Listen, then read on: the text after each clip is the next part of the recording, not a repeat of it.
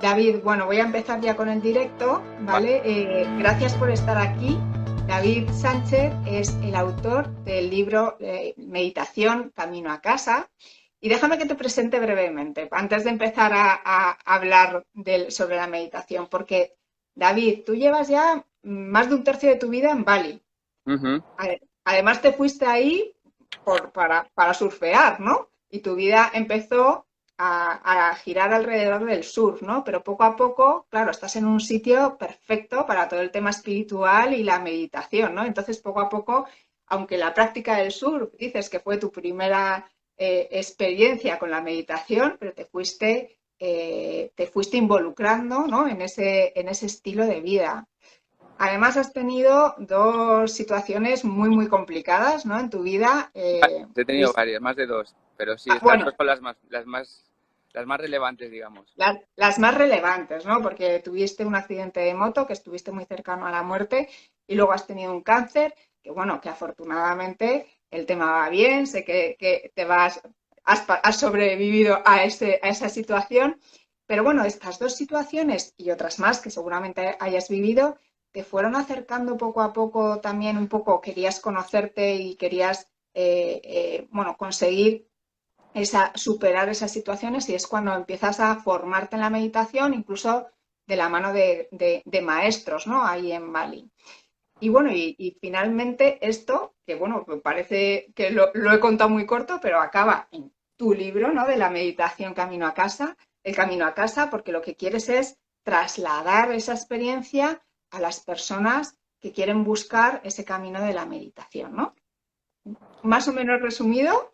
Muchísimas gracias, sí, fenomenal. La verdad que muchísimas gracias primero de estar aquí, que me contactaste hace unas semanas y bueno, con muchísima ilusión de poder hacer algo así y de no solamente promocionar mi libro, sino bueno, de poder compartir con vosotros mi experiencia, lo que queramos hablar durante este directo y bueno, de compartir, que es Claro que de sí. lo que se trata. Bueno, yo te llamé en cuanto leí tu libro porque me encantó. Y las preguntas van a girar alrededor de él, pues porque además me parece muy práctico para las personas que quieren empezar a meditar o que han intentado y no saben muy bien cómo llegar a ello, ¿no? Entonces, eh, tú estás en un sitio en Oriente que la meditación está muy, muy arraigado, ¿no? En la población, ¿no? Y desde hace muchísimos años. Pero la verdad es que en Oriente, pero en Occidente es algo como muy nuevo y además que lo tenemos como muy ligado, ¿no? A lo que es la espiritualidad o la religión. Entonces, ¿qué crees que debemos de esperar de la meditación si es que tenemos que esperar algo? Mm. Eh, bueno, primero hemos dicho que la meditación está muy ligada a la espiritualidad. Efectivamente, yo creo que la meditación es una herramienta espiritual. Eh, eh, es una herramienta espiritual que nos abre, ¿no? Nos abre un camino, nos ayuda a conectar con el espíritu. Eso es la espiritualidad realmente, conectar con el ser, conectar con el espíritu. Algo que en Occidente, desgraciadamente, pues hemos dejado un poquito de lado desde el principio de la historia, ¿no? Nuestra espiritualidad en Occidente viene más ligado a la filosofía, yo diría, a la religión incluso. Y bueno, en Oriente hablan pues, de la filosofía como una especie de pescadilla que se muerde la cola, una especie de trampa en la que se formulan preguntas, salen respuestas a esas preguntas, pero a la vez esas respuestas traen un montón de preguntas más y es como una cosa que nunca llega a la comprensión completa. Eh, Hay un místico en la India que yo seguí hace años que habla pues, de algo tan sencillo como un atardecer, ¿no? Si no salimos de la mente, de ese formular preguntas para llegar a entender cosas, lo cual es muy interesante también y es importante, pero hay que saber cómo utilizarlo para no caer en la trampa de no poder salir de aquí arriba, de la superficialidad. Entonces, dice, por mucho que tú entiendas la inclinación del Sol bajando a la velocidad de tal, exponiendo esta gama de luz, etcétera, etcétera, por mucho que quieras entender un atardecer de esa manera, hasta que no te pares y observes el atardecer sin pensar, sin mente, simplemente sintiendo, nunca vas a entender que es un atardecer. O sea, estamos desde el plano del sentir, ¿no? Del experimentar. Oriente, que viene de otro, la filosofía en Oriente, pues ha sido otra rama diferente. Ellos creo que han trabajado más el sentir que el pensar. Ambas tienen contraindicaciones. Yo creo que el equilibrio, que es un poco donde estamos llegando a día de hoy, porque el mundo se está unificando, y esto es muy interesante porque igual que tenemos un cerebro en el que la parte derecha del cerebro es la parte creativa, espiritual, mágica, digamos, y la parte izquierda es la parte lógica, intelectual, matemática, en el mundo, en el planeta Tierra, que en teoría bueno, en teoría no, es un ser vivo, todo forma parte de lo mismo y el planeta Tierra es un ser en sí. La parte derecha, la parte oriental del mundo, es la parte donde se ha fomentado todo ese tipo de... la parte izquierda, que es Occidente, es donde está la lógica, donde está todo eso. Y en Oriente, que es la parte derecha del mundo, es justo eso. O sea, es increíble, ¿no? Cómo está todo relacionado cuando observas. Esto es lo que te da la meditación, la capacidad de observar cosas que están fuera de la superficialidad, un poquito más profundas. David, y podríamos diferenciar entre la meditación y estados meditativos. ¿Es lo mismo? ¿Cómo lo ves? Mm, mm, Te hago una pregunta, te respondo con una pregunta. ¿Es lo mismo ser artista que pintar? ¿O es lo mismo tocar un instrumento, ya sea porreando un tambor o tocando cuerdas y tal, a ser artista? No, no. La meditación es la herramienta, es la práctica que nos ayuda a entrar en ese estado. En Oriente dicen que la meditación es un estado del ser. ¿Ese estado cuál es? Es un estado en el que la mente tiene un papel, la mente se usa cuando uno quiere, no continuamente. Entonces, gracias a la meditación, lo que vamos aprendiendo es a reducir ese pensar compulsivo en el que estamos metidos continuamente, que es innecesario, y, y nos permite, eh, nos permite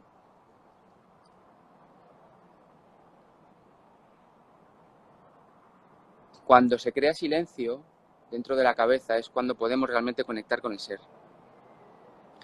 Los estados meditativos, a ver,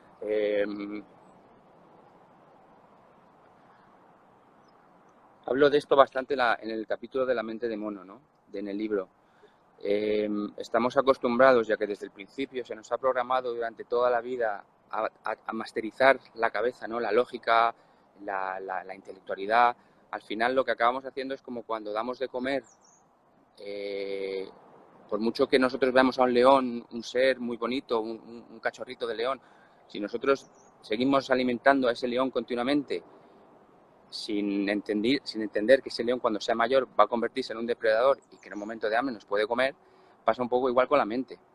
Que si no sabemos controlar o no tenemos las herramientas para hacer que la mente funcione cuando nosotros queremos que funcione, igual que el corazón tiene la función de bombear sangre o el hígado de crear bilis, el funcionamiento de la cabeza es pensar. Pero, y está bien, no pasa nada. Lo único que no tenemos que tener herramientas para saber cuándo decir esto me interesa, esto no me interesa. Tenemos que tener herramientas para que ese león no acabe comiéndonos, que es lo que sucede aquí. Hemos trabajado tanto la intelectualidad y la lógica y la mente, lo que en Occidente lo que hacemos es, cuanto más fuertes seamos aquí, más éxito tenemos en la vida, más oportunidades tenemos. Y lo que acaba sucediendo es pues, que acabamos cayendo en lo que está sucediendo a día de hoy, que hay un montón de enfermedades mentales, tipo depresión, ansiedad y todo eso. Y eso es debido a que no vivimos en un estado meditativo, vivimos en un estado de acción y de pensar. Yo creo que has tocado dos temas claves, ¿no? No centrifuga, dice Sofía. Dos temas claves. Una es el que los pensamientos no nos controlen a nosotros, sino que seamos nosotros los que gestionamos esos pensamientos y esa herramienta tan poderosa que es el silencio.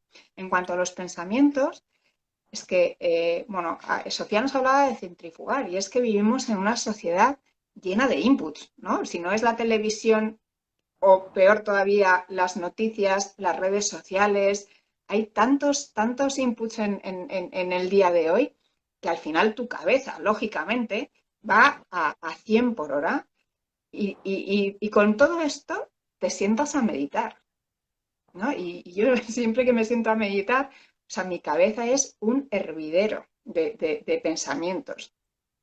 ¿Cómo se gestiona esto? Porque además también te digo que hay muchas personas que a veces me dicen, uy, yo no medito, es que no sé poner la mente en blanco, ¿no? Cuéntanos un poco cómo en la meditación trabajamos estos pensamientos o cómo lo haces tú, ¿no? Mira, te cuento una historia zen que me gusta mucho, que además creo que menciono en el libro, que es la de este alumno zen en Japón, que va al maestro y le dice, no sé qué me pasa, que no puedo meditar, tengo la cabeza que me va a explotar, cada vez que me siento se me llena la cabeza de pensamientos, me crea ansiedad, y a lo que el maestro le dice, simplemente abre la puerta trasera y delantera de tu cabeza y deja que los pensamientos entren y salgan libremente, simplemente no les sirvas té, no les entretengas. Hay una analogía muy conocida en el mundo de la meditación que es los pensamientos como nubes y el ser como el cielo azul vasto y en calma que hay detrás. A mí, como soy surfista, me gusta más la versión del océano, que es que los pensamientos son esas olas que van rompiendo continuamente contra la costa, pero eso es la superficie. Realmente el océano es una entidad en sí, es tranquila, es misteriosa, eh, esconde muchos secretos en las profundidades y eso es lo que tenemos que entender, que tendemos a pensar porque hemos creado una identificación con la cabeza, con el ego, que es lo mismo. Nosotros hemos creado un personaje a través de nuestras experiencias, a través de nuestra memoria, que, bueno, pues nuestro ego ha creado aquí ese personaje y nosotros vivimos creyendo que somos eso, cuando en realidad somos mucho más. Pero para entender eso hay que, pues, aplicar ya no solo, que no hablamos de meditación, porque para mí es la técnica más poderosa en cuanto a la transformación. Eh, la meditación trabaja directamente en la cabeza. Hay otras prácticas como el yoga que trabajan más en el cuerpo. Es lo mismo, es conciencia, es entrar en uno mismo. Hay diferentes vías. La meditación entra directamente en la cabeza. Entonces, pues cuando a través de la meditación conseguimos entender que esas olas que están rompiendo contra la costa realmente son cosas que están yendo y viniendo y que, pues, algunas son útiles, algunas son interesantes, otras no, pero que nosotros podemos mantenernos por debajo, tranquilos, observantes y simplemente viendo cómo eso al océano no lo inmuta, eso no crea ningún efecto, cómo está la superficie, más olas, menos olas, al océano abajo, a la profundidad no lo disturba. No sé si disturba es una palabra española, creo que la he traducido mal. No, sí. Ahora mismo, yo creo que sí, vamos, yo la entiendo.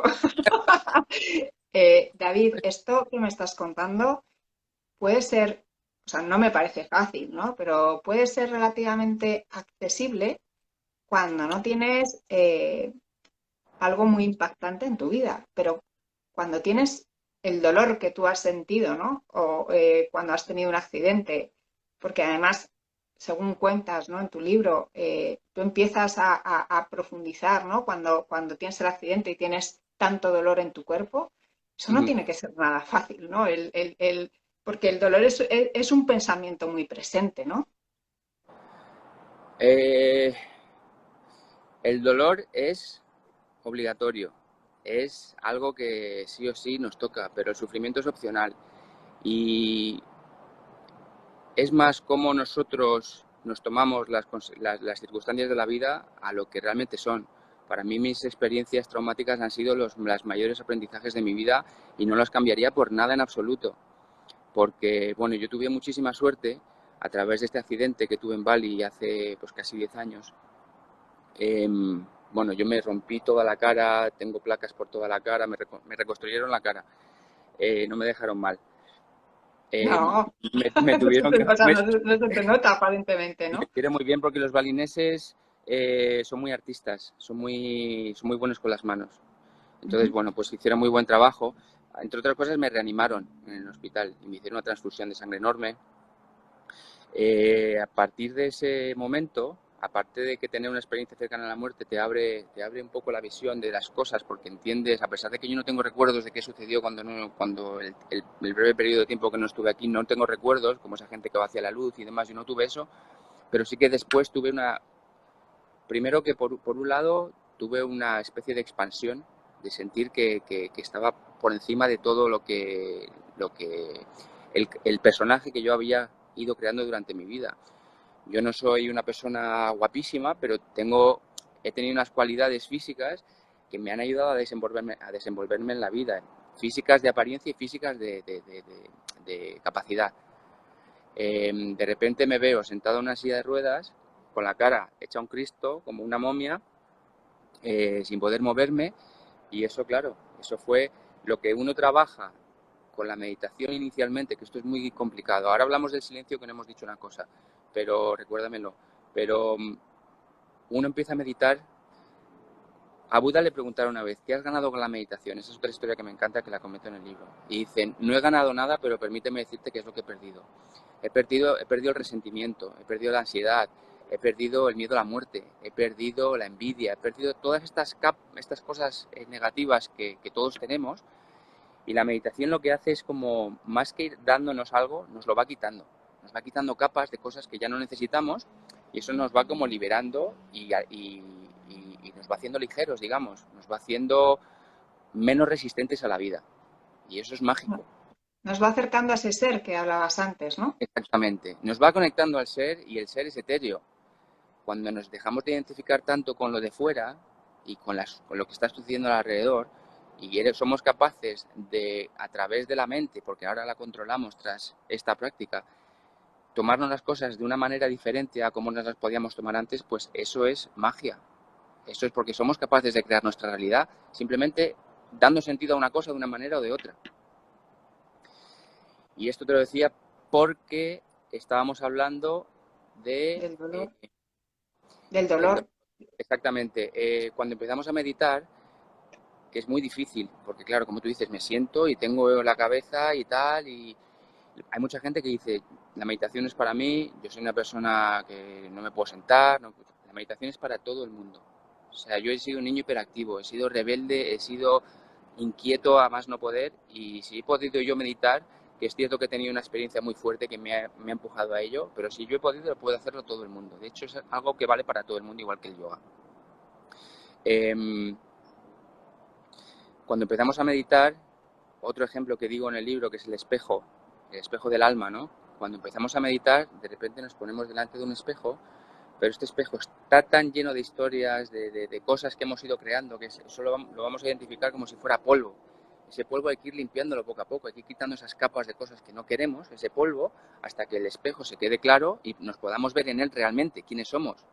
Y darnos cuenta de que no somos ni esa persona ambiciosa, ni esa persona egoísta, ni esa persona tal. Somos muchas cosas, pero detrás de todo eso vemos quiénes somos de verdad. Somos el ser.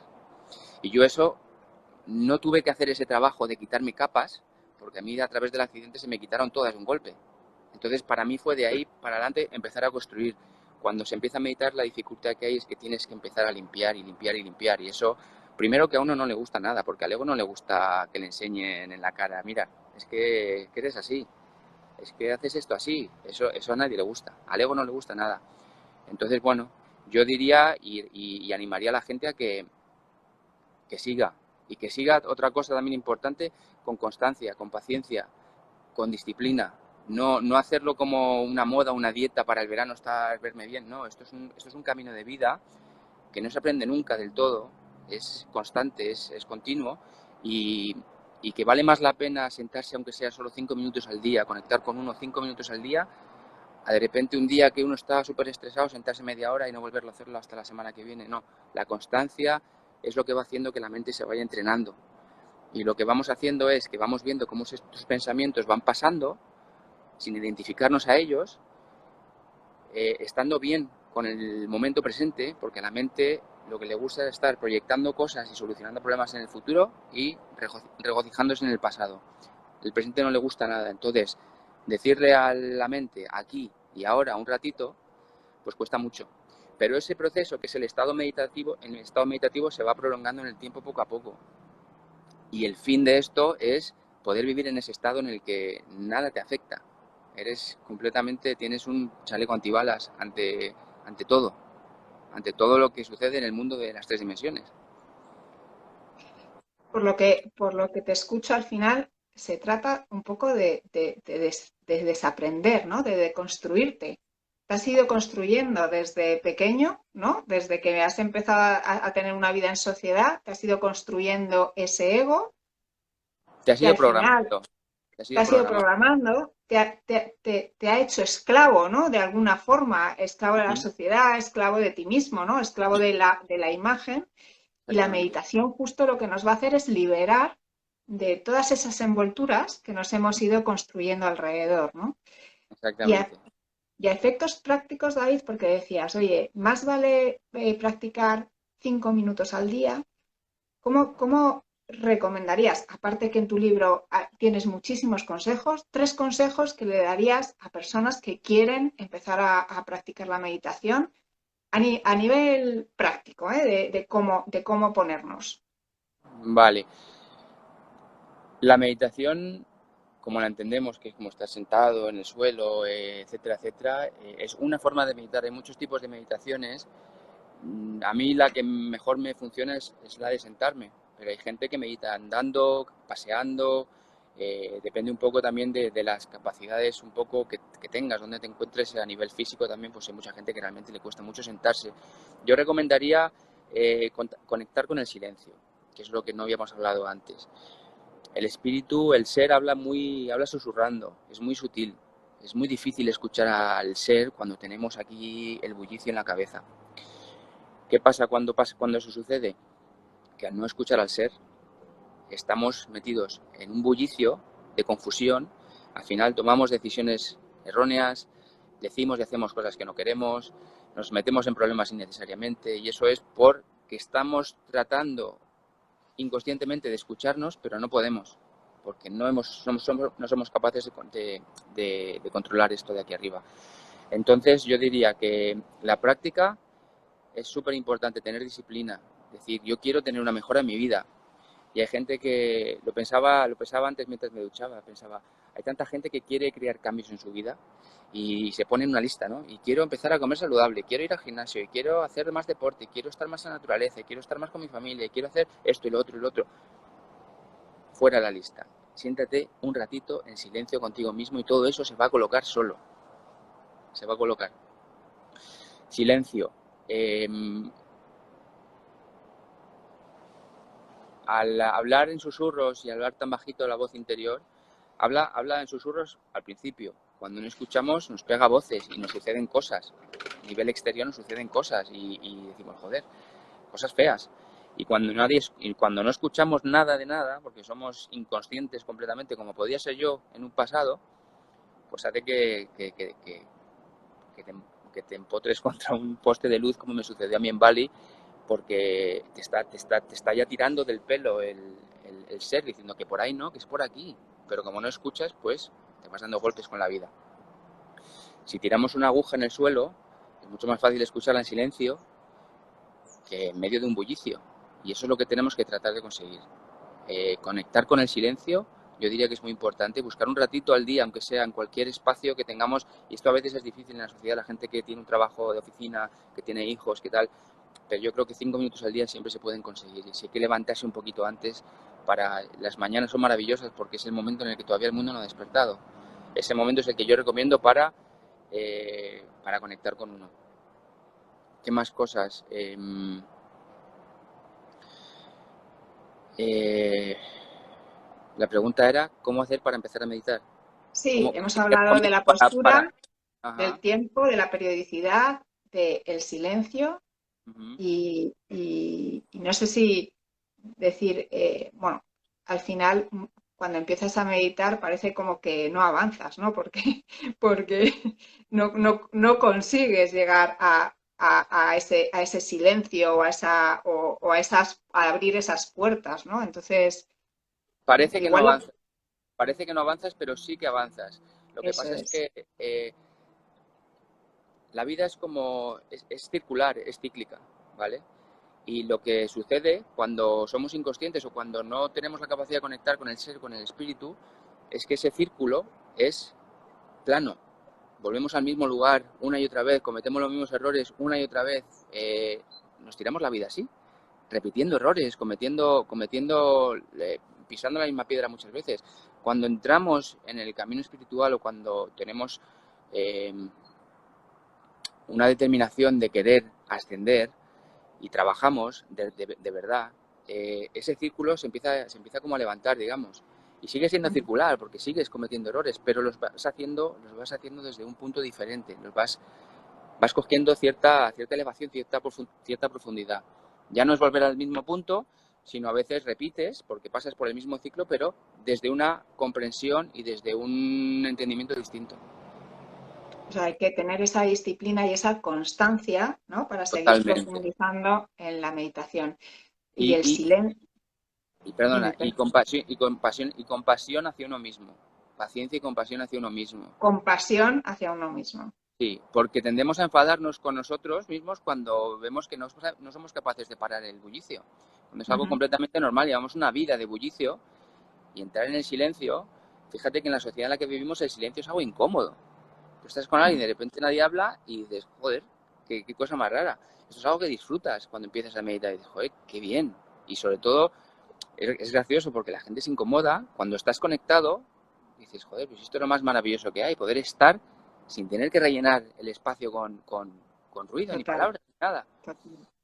Tengo un amigo que ha hecho su tesina sobre el silencio, de su doctorado sobre el silencio, y tiene una frase preciosa que dice que el silencio es la fuerza de la expresión, ¿no? O sea, es con lo que más puedes expresarte con el silencio, ¿no? Más que con las palabras. Ujú, Mm. totalmente. Eh, David, cuéntanos en qué punto estás ahora, porque ahora estás en Madrid, pero te vas a Bali, ¿qué vas a hacer? ¿Qué estás haciendo? Cuéntanos. Pues ¿dónde estoy ahora? Ahora mismo estoy aquí contigo, disfrutando de este momento. Luego tengo un día familiar. Nos vamos a la Sierra de Madrid a dar un paseo con la familia y aprovechar esos momentos que no tenemos cuando estamos allí lejos de ellos.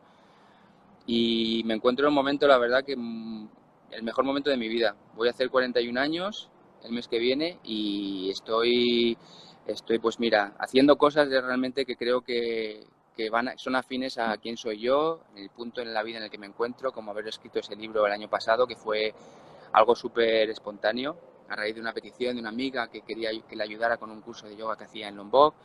Y, y ahora me vuelvo a Bali a continuar el proceso. Estamos creando un centro de transformación en la isla de Bali, en el oeste de Bali. Se va a llamar Llama Balián, por si alguien quiere seguirnos en Instagram. Es Llama con Y-Balián. Todavía no hemos empezado la campaña, pero va a ser muy, muy, muy chula. Y va a ser un lugar, bueno, es un lugar mágico. Estamos en un punto, en un centro súper energético en la isla de Bali. Estamos justo delante del río sagrado de Bali, una historia increíble donde antiguamente la gente llevaba ahí a la gente enferma a sanar, a bautizarse, a sanar. La palabra balián en sánscrito balines significa sanación. O sea, imagínate el lugar en el que estamos, es un lugar muy potente y hemos creado un sitio en el que queremos pues incluir y acoger todo tipo de actividades, talleres y cosas que tengan relación con esto, con este mundo.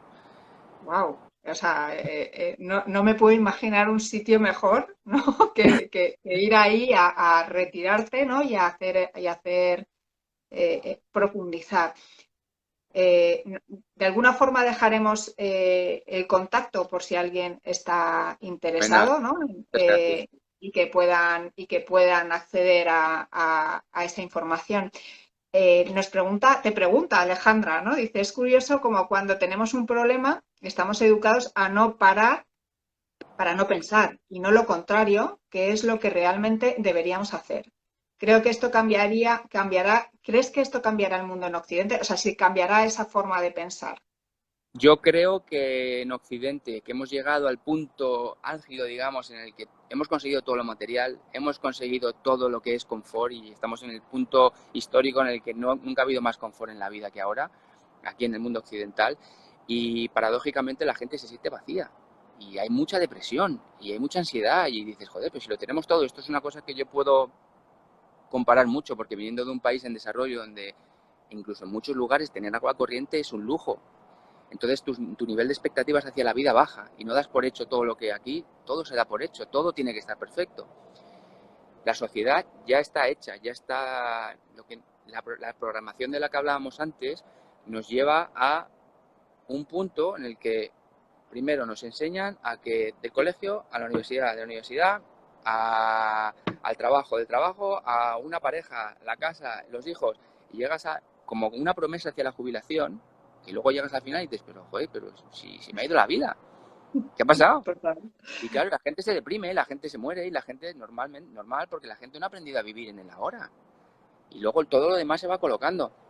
Entonces, ¿qué pasa? Que aquí en Occidente hemos llegado a ese punto en el que hemos llegado a la cima y dices, joder, pero es que tampoco estamos tan bien. Algo me falta todavía y ese anhelo es esa conexión espiritual y yo creo que aquí en Europa lo estoy viviendo, que está habiendo un boom también en relación a todo el tema espiritual muy grande. Se están invirtiendo los papeles, fíjate, porque ahí en Europa, en Asia, todo lo europeo, todo lo occidental se ve como súper goloso, ¿no? Tenemos todo, las carreteras perfectas, Sí. las ciudades son tal, y allí les falta todo eso. Y aquí que vemos que allí no tienen nada y son felices y decimos, joder, ¿por qué? Entonces yo creo que aquí estamos adoptando toda esa influencia espiritual y allí pues desgraciadamente está llegando, pero son ciclos, son los mismos ciclos que vivimos individualmente, los vive la sociedad. Pero si los vivimos con conciencia, en vez de volver al mismo punto, ascenderá, supongo, y mejorará. Total. Una frase que dices tú en el libro es que el momento presente es sinónimo de vida y eso es una realidad como un templo. Yo muchas veces cuando trabajaba en la gran empresa y te llevaba un equipo decían, ¡ay! ¿Qué ganas tengo de que llegue el viernes? Que por fin es viernes, digo, pero si te has perdido toda la semana, es que si solo vives para un fin de semana, reduces tu vida un montón, ¿no? Entonces a veces nos olvidamos de saborear y de disfrutar todos los días y todos los momentos, ¿no? Y además con sus luces y sus sombras, ¿no? Porque como hemos visto contigo, las sombras son importantes y te ayudan a avanzar en esta vida, ¿no? Ahí, ¿me permite decir una última cosita si hay tiempo? ¿Tenemos tiempo? Yo Eh, estoy encantada. eh, muchas veces tendemos también a pensar que los sueños, eh, cumplir los sueños, nuestros sueños, es lo más maravilloso que nos puede suceder. Cuando en realidad soñar es simplemente una magnificación de algo que sabemos, que conocemos, de algo que ya sabemos. No es nada nuevo. No podemos soñar algo de lo que no tenemos conciencia. Entonces, al final es simplemente un agrandamiento de algo que tenemos ahora mismo. Exacto. Muchas veces, como en el caso de mi accidente, que se derrumpan todos los sueños, es lo mejor que te puede pasar en la vida. Es un reseteo. Exacto. Lo que pasa es que aceptar eso es un proceso. Uh-huh.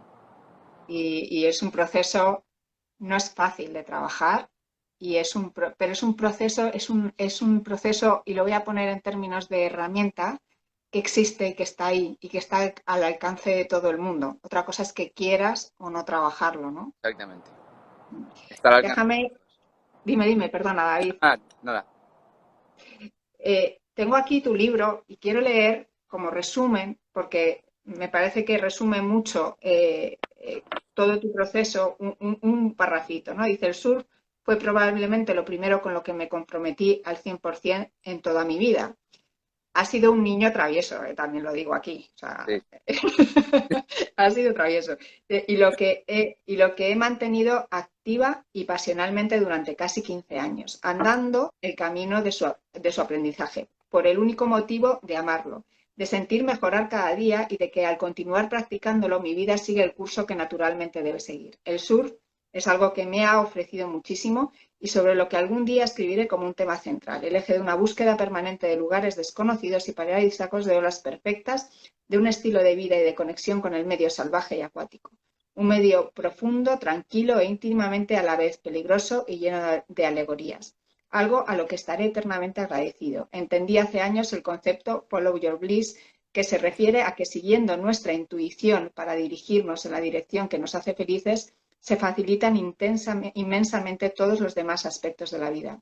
Gracias a que fui capaz de escuchar mi voz interior y de sacrificar mucho de mi vida personal, laboral y material, conseguí poco a poco estabilizar todo lo necesario para poder seguir mi propósito.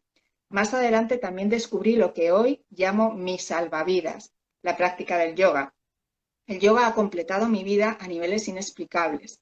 Me enseñó las herramientas para vivir más alegre y saludable.